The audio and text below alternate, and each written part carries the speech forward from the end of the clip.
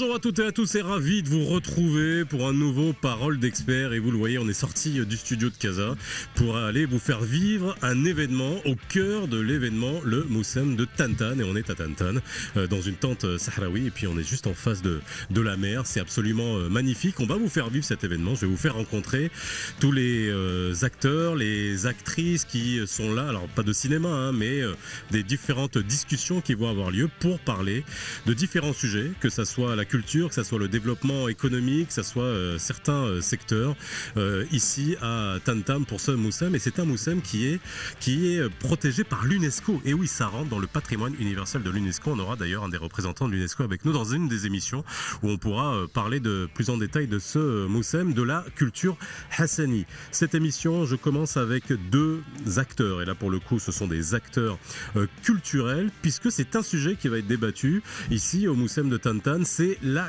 culture. Alors c'est un vaste sujet et vous le savez, on en parle très souvent dans Parole d'experts, on en parle cash pour savoir comment développer la culture, comment mettre en place des systèmes pérennes qui permettent de faire émerger des talents et de pérenniser aussi des activités culturelles, que ça soit la musique, que ça soit le théâtre, que ça bref, les arts vivants, bref, tout ce qui peut animer une région et qui compte un patrimoine absolument incroyable ici dans la région de Gulmim Oued Noun. Parole d'experts spéciale Moussem de Tantan, c'est tout de suite.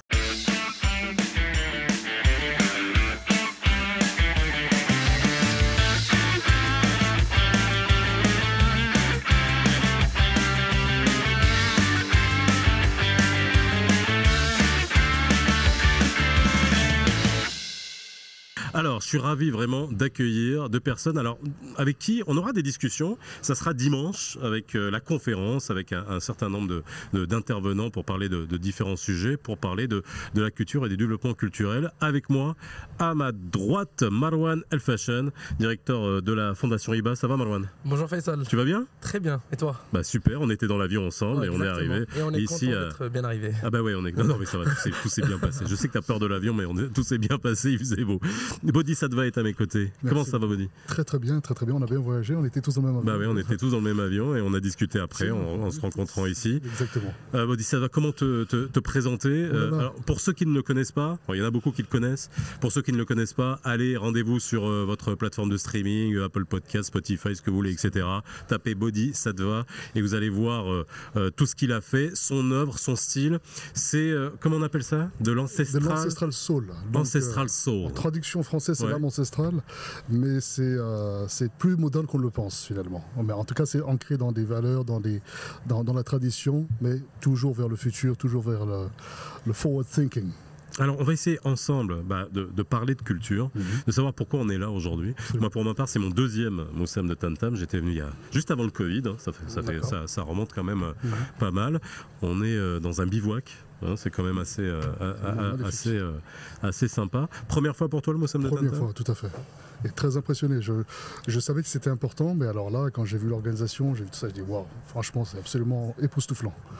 Alors, c'est un territoire qui est vierge, on est dans les provinces du sud du Maroc. Exactement. C'est vrai que ce que tu dis, c'est qu'on vient organiser un événement dans un endroit où, il y a quelques infrastructures et il y a tout à développer. De base à laquelle on s'attend quand on va dans une région globale dans le monde, dans le cadre d'un festival qui a quand même un certain nombre d'années reconnu comme patrimoine immatériel de l'UNESCO. On s'attend quelque part dans notre tête à un certain, on va dire, confort ou infrastructure. Ce n'est pas le cas ici à Tantan, et c'est ce qui crée l'effet de surprise, je pense. Mais derrière, c'est voulu, parce que je pense que le bivouac, ça renvoie vers l'image des populations nomades qui ont donné naissance au Moussem dans sa version initiale. C'est la marque de fabrique et vous verrez des images, hein, parce que le Moussem, ça sera demain, c'est ce week-end. Là, on est vendredi, voilà. Et on arrive vendredi, samedi, dimanche, ça sera le Moussem, où vous avez une trentaine de tribus nomades qui viennent avec. Et c'est impressionnant, vraiment, c'est impressionnant. Et on est dans un Maroc ancestral, tu l'as dit, et ça colle très bien avec la notion d'ancestral soul. On va parler de culture. On va parler alors non seulement de culture africaine, mais de culture en général. Comment, et ça c'est un sujet qui nous tient tous à cœur, parce que vous savez, autant je suis peut-être animateur, journaliste, mais je suis aussi musicien, donc c'est quelque chose qui me tient beaucoup à cœur, et savoir comment on développe ça dans un endroit où il y a tout à faire, c'est assez intéressant. Déjà, la croisée des chemins. Alors c'est peut-être une idée reçue, c'est souvent des slogans de grands films institutionnels, mais c'est une réalité ici. C'est une réalité. Toi, déjà tes origines, ça serait pas mal de les connaître. Oui, alors je suis né en République centrafricaine d'un père français centrafricain, donc franco-centrafricain, et d'une mère belge-américaine, belgo-américaine. 4 passeports, quoi. Allez, 4 passeports, ça fait déjà 4. Ouais, c'est costaud. Et puis ce que j'aime dire, c'est que je suis né à Bangui, j'ai grandi à Bria à l'Est. Ok. J'ai quitté le pays pour aller en Belgique où j'ai vécu 17 ans. Entre-temps, j'ai vécu 2 ans à Birmingham, reparti vivre en Belgique, vivre au Portugal 8 ans. 6. Et là, je suis à Londres et au Portugal. Je suis entre les deux. Okay. et aujourd'hui, il est au Maroc. Et aujourd'hui, je suis au Maroc.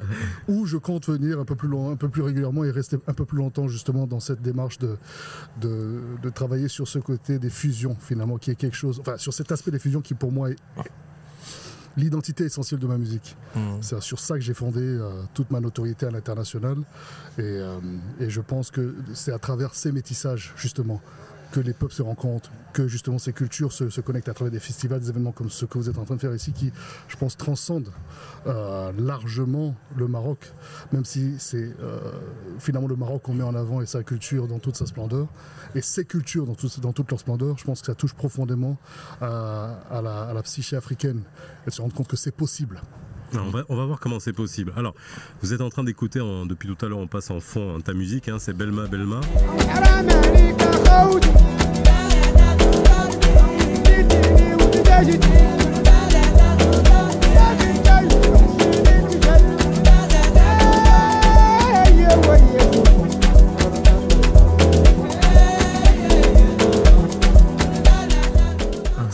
C'est quoi l'histoire de ce titre? Parce que c'est vrai que tu l'as enregistré au Maroc en plus. J'ai enregistré à Casablanca, c'était 2016. Casablanca, un gros bisou à Rita et à toute sa famille, Rita Midjoni et sa famille qui m'ont reçu. On a eu à enregistrer finalement chez eux un projet qui s'appelle The Healing Rituals. Et donc c'est un projet de, je crois, 5 titres qu'on a enregistré avec Malem Ahmam. Et c'était absolument merveilleux, spirituel, organique, comment dirais-je, tout était aligné finalement. Tout était aligné. On a fait quelque chose qui a marqué. Concrètement, je ne savais pas que c'était devenu un hit ici au Maroc. Et en fait, on m'a dit non, Belma, et donc voilà. Donc ouais, un très beau projet. Et c'est important. C'était pas belle-mère. T'as tapé le bon truc. Belma. Parce que là, ça a 3 écoutes. Ça. Mais c'est vrai que le Maroc, j'ai eu une connexion forte parce que je suis venu la première fois au Maroc en 2008. Feu, Mehdi Damir m'avait fait venir pour jouer au Chocolate à l'époque. On a une pensée pour Mehdi. Exactement. Et donc voilà. Donc c'est un lien fort que j'ai avec le Maroc depuis 2008. Alors. T'inquiète pas, je vais vous faire parler entre nous deux parce qu'il y a des choses intéressantes. Rappelle-nous, encore une fois, ça mange pas de pain, la Fondation IBA, parce que après, ça va nous permettre de discuter d'un certain nombre de choses. Évidemment. La Fondation IBA, naissance en 2006, à l'initiative de Sa Majesté le Roi Mohamed VI.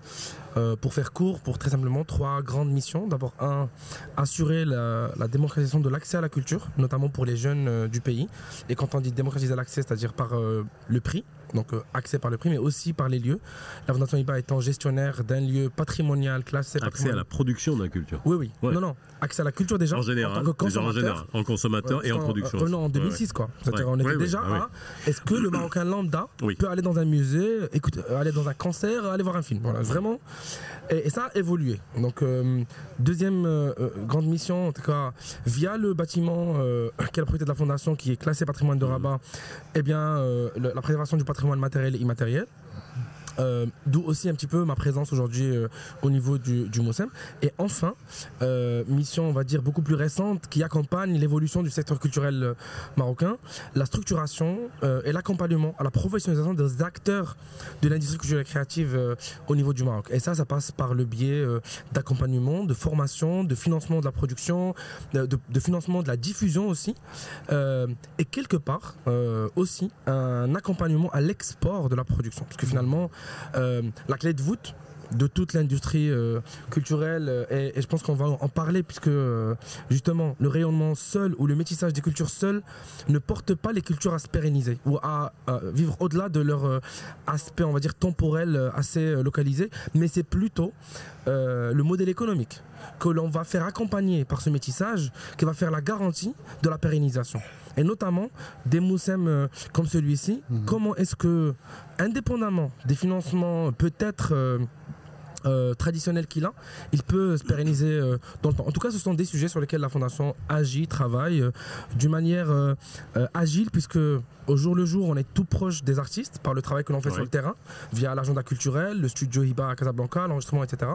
Mais quelque part, on a un flottement et on est en contact aussi avec les institutionnels. Ça permet de porter la voix du terrain vers des décideurs, des faiseurs de politique publique qui ne l'écoutent pas souvent ou qui n'ont pas accès au terrain. Et c'est en tout cas, c'est comme ça que j'aime lire la Fondation Hiba aujourd'hui.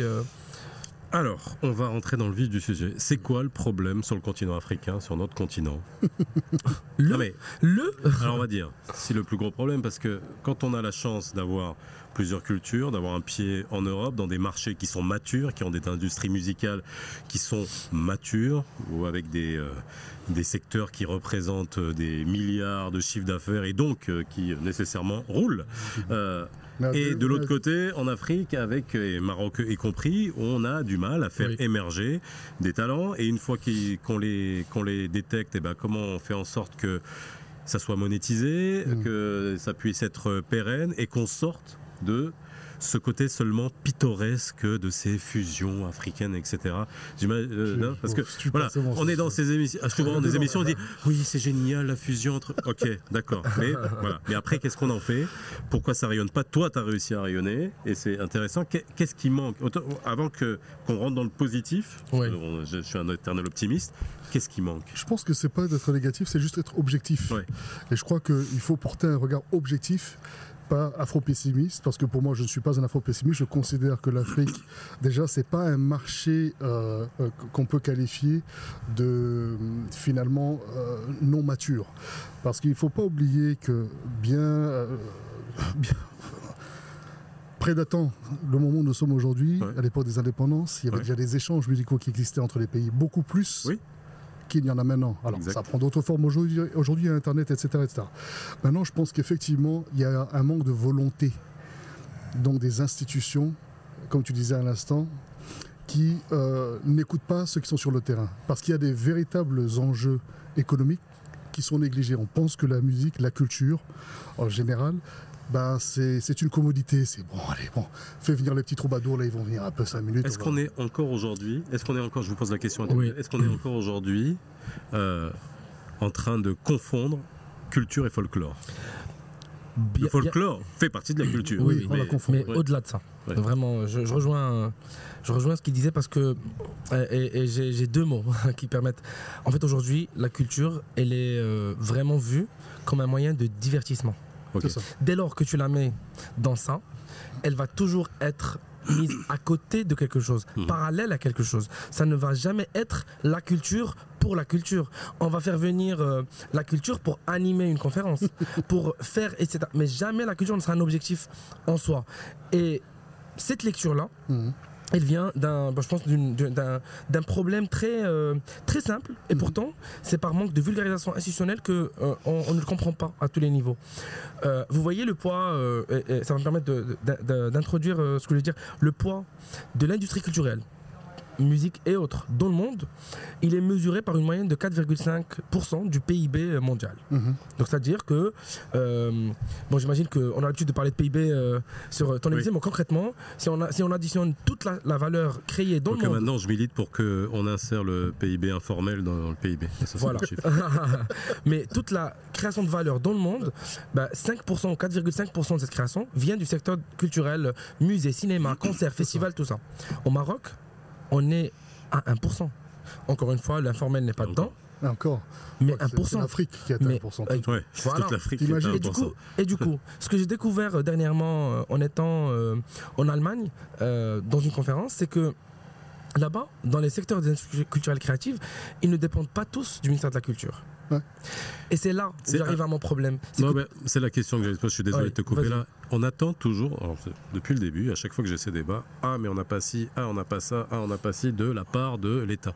Mais est-ce qu'on veut vraiment que la culture soit à chaque fois dépendent des instances gouvernementales, quelles qu'elles soient. À part donner des infrastructures, ok, ou des initiatives, et encore. La culture, c'est régalien. C'est pas quelque chose qui, même si c'est pas quelque chose qui, c'est pas la défense, c'est pas l'économie, c'est pas la santé, c'est quelque chose de très puissant. C'est la vitrine de ta nation. Regardez les États-Unis, ils dominent le monde avec la culture. Oui. Évidemment. Et donc, comme on n'a pas de notion de soft power, en tout cas dans la majeure partie des pays africains de manière générale, il n'y a pas cette notion d'investir en masse dans la culture. Que ce soit les milliardaires, que ce soit les privés, quelles que soient les personnes qui sont en mesure d'investir, en général, comme tu l'as dit, c'est du divertissement pour eux. Donc, ils vont faire venir tel ou tel DJ, tel ou tel producteur, tel ou tel artiste pour faire un concert. Mais en fait, finalement, tu n'as rien laissé de concret pour les gens localement. J'ouvre une parenthèse sur la question des milliardaires. On va les appeler philanthropes. Philanthropes, qu'ils aiment s'appeler comme ça. Et joli, la spécificité au Maroc, c'est que la philanthropie est d'abord familiale. Quand je dis familiale, c'est par intérêt à quelque chose. Et donc, la différence entre subventionner, donner et être philanthrope et investisseur, c'est que je le fais parce que peut-être que je suis vraiment attaché à ce secteur et je veux le faire développer, mais je ne vais jamais investir en prenant le pan de l'économie, c'est-à-dire aborder la culture comme étant un secteur économiquement viable dont les revenus peuvent contribuer à l'élévation du pays. Oui, tout à fait. Et je complète simplement sur... C'est pas que le Maroc qui est comme ça. Hein. Je peux te garantir que c'est comme ça dans tout le continent. C'est la philanthropie, on va dire, du continent qui a toujours été designé comme ça. Comme tu dis ici, le Maroc c'est peut-être plus familial, parce que, mais je peux t'assurer, pour l'avoir expérimenté à plusieurs degrés, franchement, c'est extrêmement frustrant parce que tu te casses la tête à faire des dossiers solides où tu expliques, voilà, tu fais de la recherche profonde, tu t'assieds avec les gens et puis on te regarde comme si, mais en fait tu sais, c'est un peu t'es un bon élève, c'est bien, t'as fait tes bonnes notes, c'est gentil, mais bon, vas-y, mets-toi à côté parce que là tu m'as fatigué. Fais-moi rigoler. En fait, il faut que tu sois un clown. Mais je suis pas un clown, en fait. C'est un business. C'est une économie, c'est un business. Alors, revenons. Ok, sympa. Faut recadrer. Non, je recadre pas, je vous écoute. La notion de droit d'auteur, c'est extrêmement important. Ok, au Maroc, on a le Bureau marocain des droits d'auteur qui, avec une réforme, sous l'impulsion de Sa Majesté, heureusement qu'il a tapé du poing. Il y a eu une réforme parce qu'avant c'était du grand n'importe quoi, faut le dire. Et puis j'assume absolument ce que je dis. Maintenant, il y a une volonté d'aller plus avant. Magnifique. On a un système en France qui est la SACEM, qui est absolument incroyable et de manière historique, un peu partout dans le monde, aux États-Unis, etc. C'est un vrai problème, ça, les droits d'auteur. Ça, on en parlait avant qu'on rentre en émission. Ouais. Est-ce que ça ne passe pas par là, la propriété intellectuelle, le fait de faire prendre conscience à la population, aux consommateurs de la culture, que la culture, eh bien, ça se produit, ça demande des moyens. Quand on veut aller voir, quand on comparer ce qui est comparable. Quand on veut un show et quand on veut des shows à la télévision, mais ça c'est magnifique, pourquoi on n'a pas ça? Je fais mais le ticket il est à $150 et ici c'est pas possible d'avoir des tickets à ce prix-là, ou alors on travaille avec les mêmes personnes. Bref, je sais qu'on est en train de parler on revient à chaque fois au même sujet.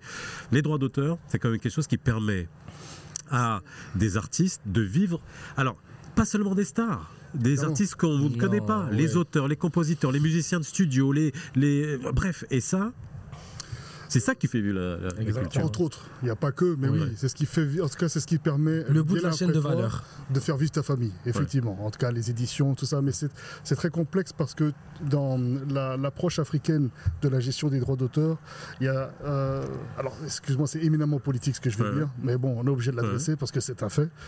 C'est que ça revient un peu à cette notion de on doit rester connecté à la France ou à l'Europe ou à l'Angleterre, PRS, il y a des savoir-faire qu'il faut prendre de chez eux, évidemment. Il y a beaucoup de choses très positives qu'on peut adapter à nos réalités. Parce que la bancarisation, c'est un problème. Tu vas payer tes droits d'auteur à qui? Comment? Si le mec il est au fin fond de sa Cambrousse à Bangui, c'est compliqué. Par contre... il y a le digital maintenant. Oui. Il y a les wallets, tout ça, puis il y a des réussites. Beaucoup plus avancé sur le continent que par ailleurs. N'oublie pas un truc, c'est que c'est l'accès à l'information et à l'éducation. C'est d'abord ça. Moi j'allais dire, si tu poses la question sur le droit d'auteur, ce n'est pas par là qu'on commence. Si ta chaîne de valeur est structurée dès le départ, c'est-à-dire, je vais parler de la musique pour rester un peu plus concret. On va dire repérage de talent. On en parlait à table. Si tu as des bons mécanismes de repérage de talent, parce qu'un talent, ça se construit, il faut en chercher plein pour en avoir un qui se démarque et que tu puisses l'accompagner dans le cadre du financement de son premier album, qu'il soit managé, qu'il signe chez un label, enfin je te décris un peu ce qu'on a pas au Maroc, qui signe chez un label, que le label l'accompagne par une campagne média, que derrière, chaque chanson soit enregistrée au niveau du bureau marocain du droit d'auteur, qu'on sache qui l'a écrite, qu'on ait des éditeurs. On n'a pas d'éditeurs. Le publishing n'existe pas au Maroc. Le seul pays africain qui a ça, c'est l'Afrique du Sud. Exactement. Mais et le Kenya. Je ne peux pas le dire, mais pour le Maroc, ça va changer très bientôt. Et donc, quand tu as déjà des manquements à la chaîne de valeur structurante qui devraient donner naissance au droit d'auteur comme étant une source de revenus. Et au-delà de ça, le droit d'auteur, c'est vraiment une source de reconnaissance de la propriété de la personne. Oui. Regarde Najib Tchabou, cette affaire qui a fait la une des journaux, qui récupère les droits sur Galvanize de The Chemical Brothers, 10 ans après. Bah, bravo Najib Tchabou, j'ai envie de dire. Bravo Mad, qui l'a accompagné dans ça. Et ça donne une leçon. Combien d'artistes marocains qui sont montés dans la Naïda sur toutes les radios, et puis j'étais à la radio à l'époque et on se disait mais rien qu'avec le nombre de fois où je passais les Oba, où je passais les Ashkane à l'époque, etc., je me dis mais il faut que ça tombe, ça serait normal.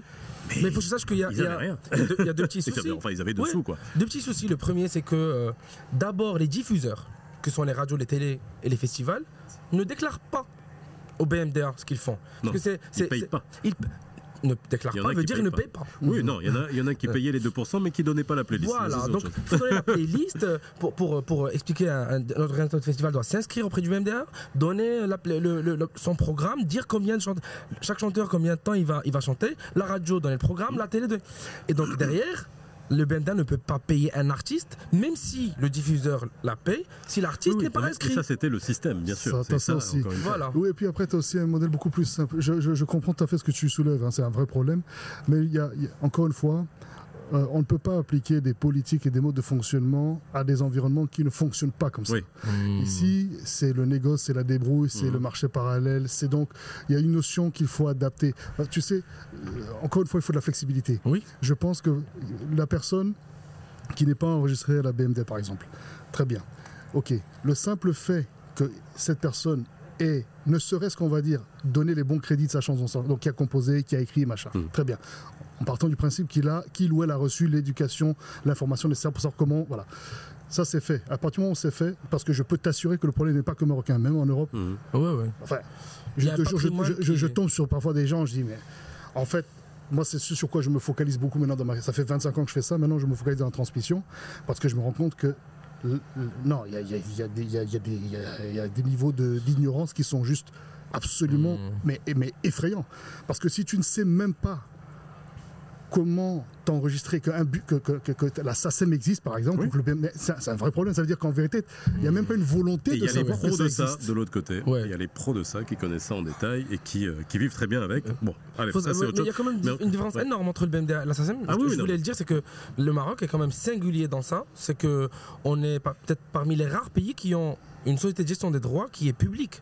Parce qu'à la base des droits, c'est privé, ça appartient à l'artiste. Donc supposé être représenté par un syndicat des artistes au Maroc, c'est public. Alors ça, c'est ses avantages et ses inconvénients. Le principal avantage, c'est que pendant le Covid, quand toutes les sociétés de droit ont fait faillite, parce que du coup, il n'y avait plus de diffuseurs, donc plus de trucs, le BMDA étant public, grâce à la copie privée, a permis qu'ils survivent. C'était vraiment parmi de redistribuer. C'est ça. Mais déjà ça, on va dire dans la législation, ça complique les choses par rapport aux autres pays au Maroc. Alors, j'aimerais revenir ici, parce qu'on est à la fin de l'émission, j'aimerais en parler pendant des heures, mais on est ici, donc à Tantan, on va tous assister au Moussem. Moi, je vais animer les discussions autour de différents sujets. Il y a même la filière Cameline, ça c'est pour ça que vous voyez un petit dromadaire ici.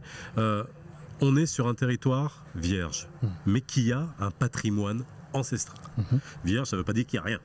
Vierge, ça veut dire qu'il n'y a rien qui est développé. Encore aujourd'hui, il y a tout à faire. Patrimoine ancestral, une histoire incroyable qui est très peu connue. Hein, c'est vrai que l'histoire Hassani, la culture Hassani, la langue, avec ces mélanges d'arabes, de peuls, bref, il y a énormément de berbères, etc. Bref, c'est énorme. Si on devait aujourd'hui, et c'est de ça dont on va discuter pendant les conférences, donner des conseils pour partir de zéro et essayer de faire en sorte de sauvegarder, de pérenniser et d'animer une région comme ça serait quoi? Je sais que c'est un gros programme, mais voilà, quand on a une page blanche. Oui, je pense. D'abord, reconnaître d'où on vient. Se rappeler que le Moussem, on va clôturer l'émission avec ce on l'a démarré, c'est un métissage. Le Moussem est né des tribus nomades qui voyageaient dans le désert et qui s'arrêtaient ici au niveau d'un puits. Et Tantan vient du claquement du seau d'eau dans le puits en allant récupérer l'eau. Et donc cette rencontre a fait que les tribus de différents horizons sont venues. D'ailleurs, on sera demain sur la place du Moussem, là où les tribus seront autour de la place du Moussem. Il va y avoir de la poussière, vous allez voir. C'est génial. Je pense qu'il y a un travail d'abord de documentation, c'est-à-dire d'où on vient. Qu'est-ce qui s'est passé depuis les années 60 quand le Moussem est né, de sa structuration en 2004 grâce à la reprise en tout cas par Sa Majesté le Roi, et ensuite archivé par de la parole ancestrale, par des images, par différents formats. Je pense que d'abord préserver et ensuite faire évoluer. Mais si on ne préserve pas, on risque de perdre la trace de ce qu'on a. Écoute, j'ai envie de faire écho à ce que tu as dit. Mais pour ne pas répéter ce que tu as dit, dire que, encore une fois, un événement comme le Moussem de Tantan montre que lorsque les choses sont décidées à haut niveau, ça bouge. Lorsqu'il y a un véritable investissement, en l'occurrence ici de Sa Majesté le Roi, qui met de sa personne, de son énergie, et c'est la 18e édition si je ne m'abuse, je pense qu'on voit concrètement que c'est quelque chose qui non seulement est décisif pour continuer à éduquer les générations qui viennent, valoriser ces cultures, mais aussi je pense que c'est quelque chose de très important pour le soft power et pour la diplomatie. Soft power, on retient ça, la culture. Moi j'aime toujours répéter quelque chose, une citation, genre c'est apocryphe, je ne sais pas si c'est vrai ou pas, mais je me plais à croire que c'est vrai. C'était pendant la Seconde Guerre mondiale, quand un ministre est venu voir Churchill, il leur a dit Sir, il faut enlever le budget de la culture pour soutenir l'effort de guerre. Et Churchill a répondu mais pourquoi croyez-vous que l'on se bat? Voilà, moi je vais finir par ça et on se retrouve très vite dans Parole d'expert sur H24, toujours ici au Moussem de Tantan. Si vous préférez les images, les paroles aux images, vous pouvez retrouver le podcast sur toutes les bonnes plateformes et nous on se retrouve très vite. Bye bye.